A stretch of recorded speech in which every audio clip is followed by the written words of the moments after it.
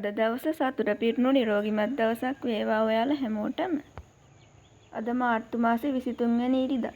මං හිතන්නේ මම vlog එකක් අරගෙන එන්නේ හරියටම ගොඩ දවසකට පස්සේ. ඉතින් ගොඩ දවසකින් මම වීඩියෝ එකක් කළේ නෑ. මොකද ඒ ගෙවුණු දවස්වල වීඩියෝ එකක් කරන්න තරම් මගේ හිතට හරි ගියේ නෑ. ඇත්තටම මගේ ජීවිතේට මොනවා හරි වේදනාවක් දුකක් ආවම ටික දවසක් යනකන් මං චුට්ටක් හිත හදාගන්න උත්සාහ කරන ගමන් ඉන්න කෙනෙක්. අපි ළඟින් හිටපු කෙනෙක් එකපාරටම අපෙන් ඈතට යනකොට අපිට දැනෙන වේදනාව දුක ගැන මං ආයි අමුතුවෙන් කියන්න ඕනි නෑනේ ඔයාලට. ඒක දන්නවා වගේම අත්විඳලත් ඇතිනේ ඔයාලා.